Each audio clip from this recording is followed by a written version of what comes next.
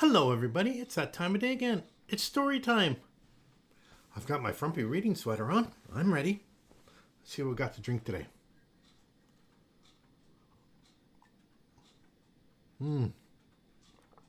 Nice glass of prune juice. Okay, let's get a book. We need a book. I'll get a book.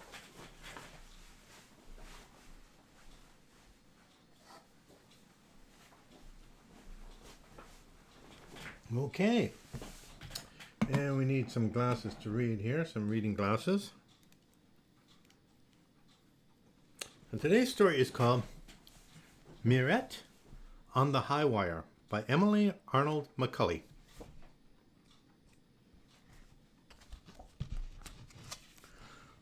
"100 years ago in Paris, when theaters and music halls drew traveling players from all over the world, the best place to stay was at Widow Gâteau's boarding house on English Street. Acrobats, jugglers, actors, and mimes from as far away as Moscow and New York reclined on the widow's feather mattresses and devoured her kidney stew. Madame Gâteau worked hard to make her guests comfortable, and so did her daughter, Mirette. The girl was an expert at washing linens, chopping leeks, paring potatoes, and mopping floors. She was a good listener, too. Nothing pleased her more than to overhear the vagabond players tell of their adventures in this town, and that along the road. One evening, a tall, sad-faced stranger arrived. He told Madame Gâteau he was Bellini, a retired high-wire walker. "I'm here for a rest," he said. "I have just the room for you, Monsieur Bellini." "In the back, where it's quiet," she said. "But it's on the ground floor, with no view." "Perfect," said the stranger. "I will take my meals alone." The next afternoon, when Mirette came for the sheets, there was a stranger crossing the courtyard on air. Mirette was enchanted. Of all the things a person can do, this must be the most magical. Her feet tingled, as if they wanted to jump up on the wire beside Bellini.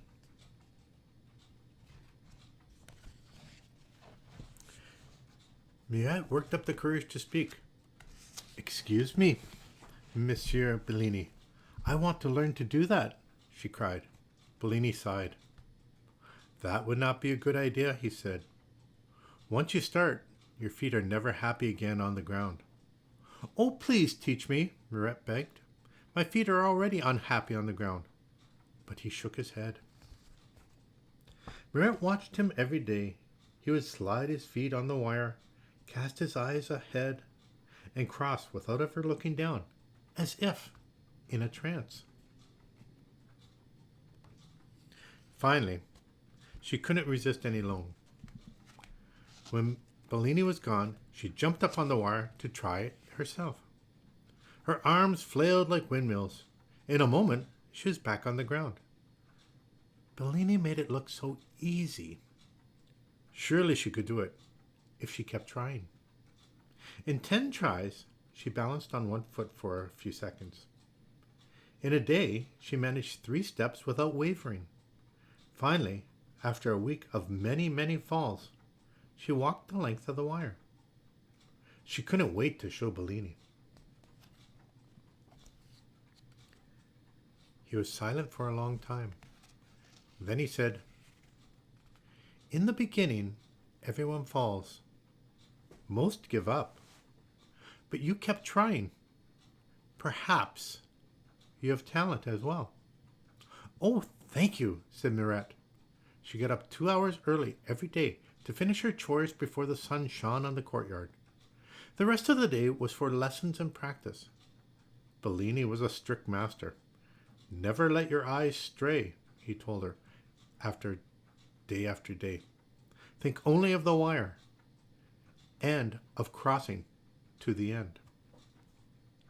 When she could cross dozens of times without falling, he taught her the wire walker's salute.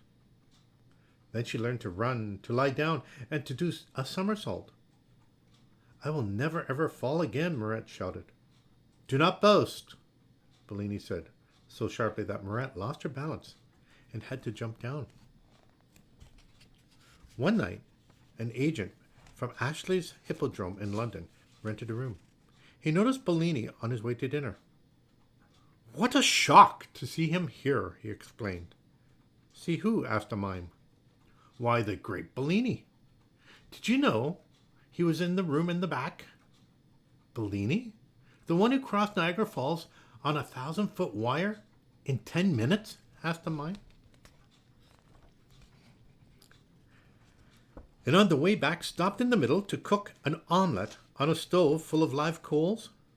Then he opened a bottle of champagne and toasted the crowd, the agent recalled. My uncle used to talk about that, said a juggler.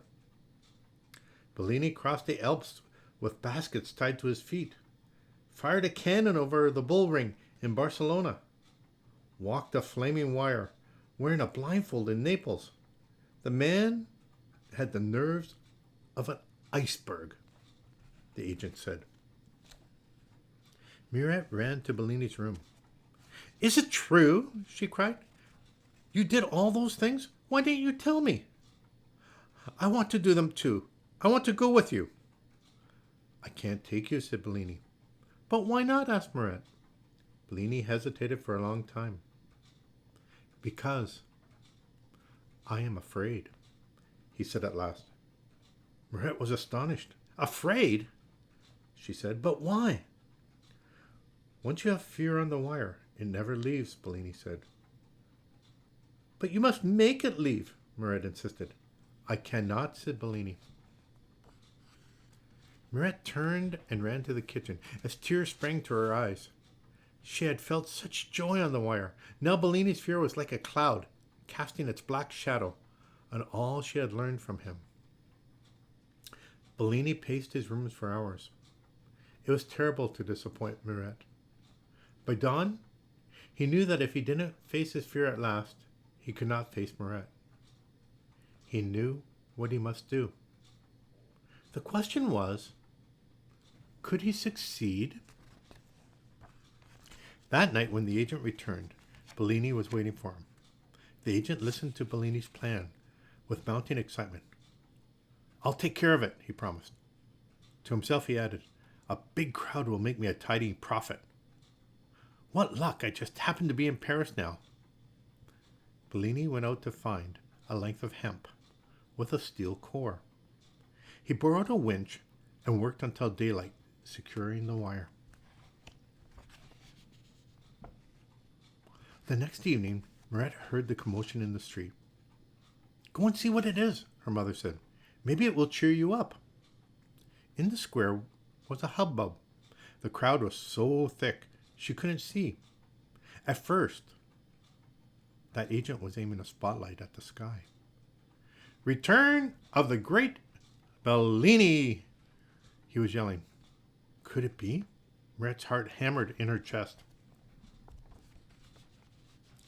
Bellini stepped onto the wire and saluted the crowd. He took a step and then froze. The crowd cheered widely. But something was wrong. Mirette knew at once what it was. For a moment, she was as frozen as Bellini was. Then she threw herself at the door behind her, ran inside, up a flight of stairs, flight after flight of stairs, and out through the skylight to the roof. She stretched her hands to Bellini. He smiled and began to walk towards her. She stepped onto the wire, and with the most intense pleasure, as she had always imagined it might be, she started to cross the sky. Bravo, brava, roared the crowd. Protege of the great Bellini, shouted the agent. He was beside himself, already planning the world tour of Bellini and Mirette. As for the master and his pupil, they were thinking only of the wire and of crossing to the end.